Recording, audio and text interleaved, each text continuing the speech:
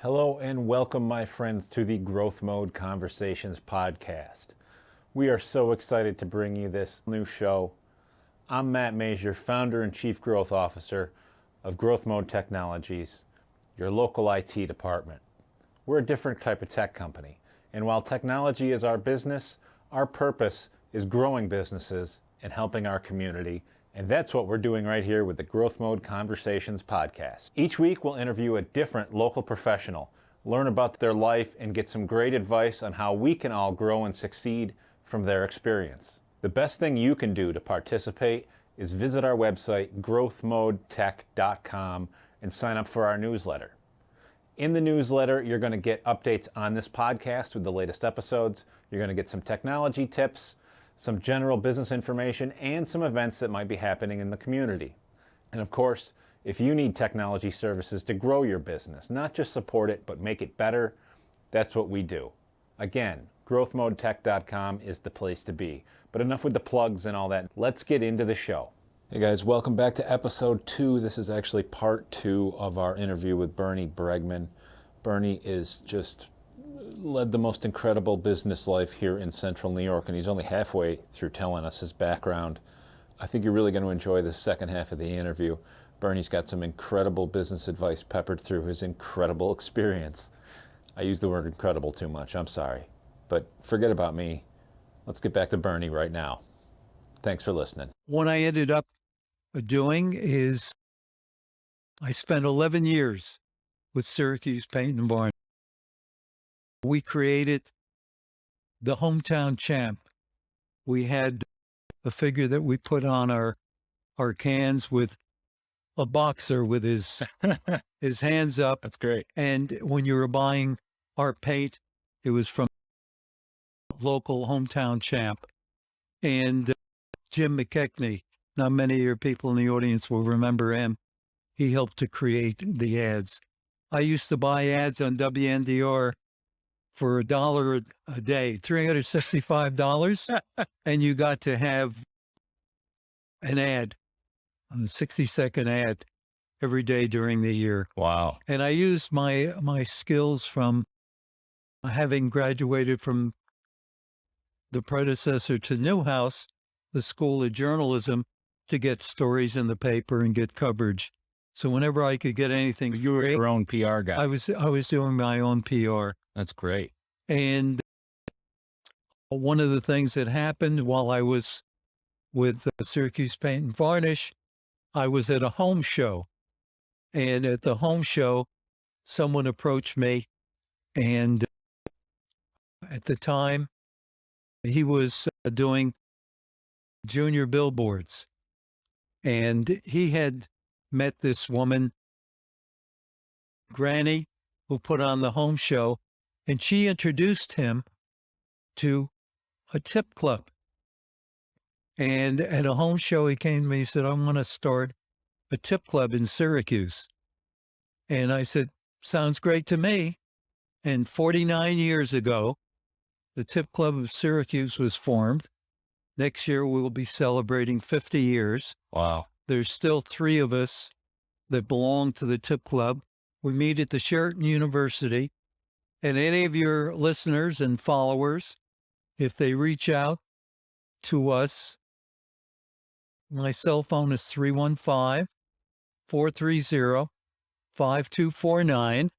And if you belong to a category that we don't have in the club, we have around 41 members.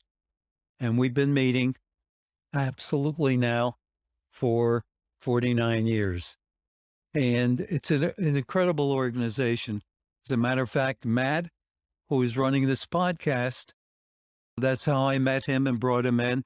Most of the members here, I've managed to bring in here over the years. I love bringing people in so that they can learn to network.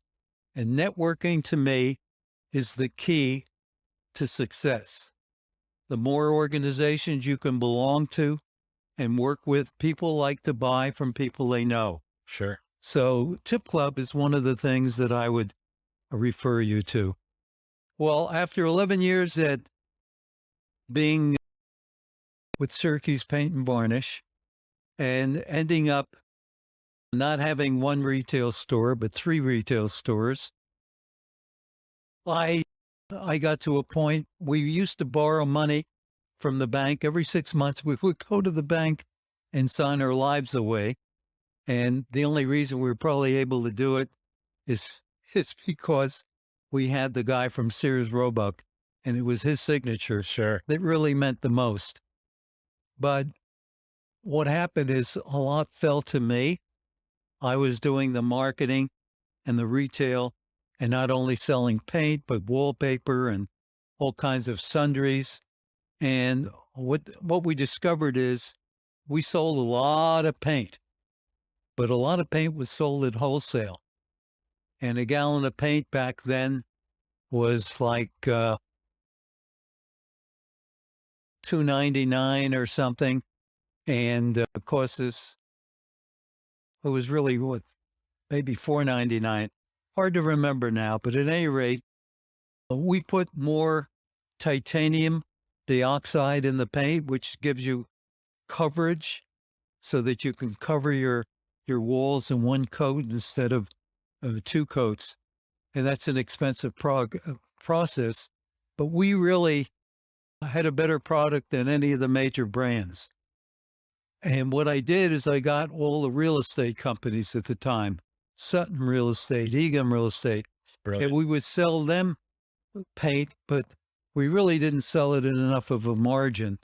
So whereas we sold paint retail for $5.99, we were selling it to them for $2.99 or something, maybe $1 over our costs. And we ran into trouble with that.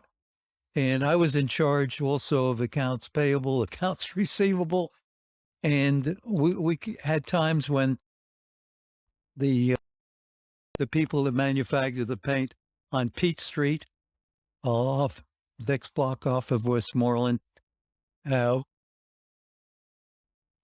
chemist would have them sitting around just playing cards. And I'd say, why is it that they're doing that? Give them something to do, fix the place up, or give them a half day off.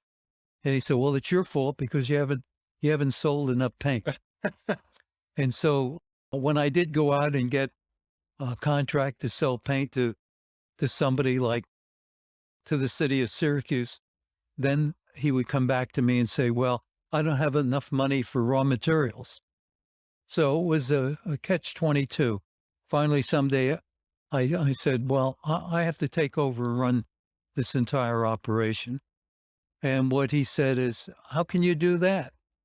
And I guess the other guy, the guy that had the money, was an insurance man from Sears Roebuck, he sided with the chemist.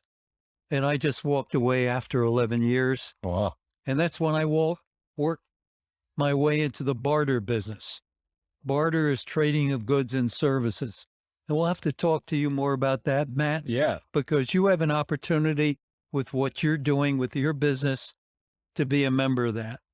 And what I did with that, I became a member of something called Barter Mart, trading of goods and services. A number of people in town bought a franchise out of New Jersey. Okay. And with this franchise, what they would do is go and meet other people and network. And so they went to a clothing store, and they went to a temporary agency. Sure. And so these people became members. And instead of using cash, think of it like Visa or MasterCard, and you earn trading credits in a system. So you and I would trade. I would trade for, well, when I had Syracuse Paint Varnish, that's when I became a member of this. So there's somebody that had something like the TV guide magazine that exists. It was a fellow named Richard Gingold, who had RSG Communications. He came to me and wanted me, when I was with Syracuse Paint Varnish, to advertise in his publication and take ads. And I said, gee, I don't have much money. And it's because I was always chasing money to pay for the for the payroll and to pay National Grid and others. And I said, but if you become a member of this trading exchange, then I can buy advertising from you. And that's what occurred. Huh. So I became a member. And then later, when I left Syracuse Paint and Varnish, I went to work and became the marketing director for Trading Exchange. Oh, wow. Which meant during the week, I had to go out and find people because I've always worked on a commission basis. Uh-huh. So when I started the Trading Exchange, it was a great deal for them. If I charged the $180 to become a member, I got $100 out of it. Gotcha. So back then, $300 a week was pretty good. Yeah. I had to sign up three members a week. And I ended up doing that for 11 years. Oh, wow. And then I ended up leaving that to go to work for something that's called the Central New York Business Journal. And I spent 32 years with the Central New York Business Journal as their marketing director. And one of the things that I did as a member of Tip Club, and during that period of time, I also joined Rotary, which is a service organization. Sure. And I'll talk to you more about that too, because you might want to do that. You join Rotary to do good in the community. You don't do that for business purposes, but obviously it's networking because if somebody knows what you're doing.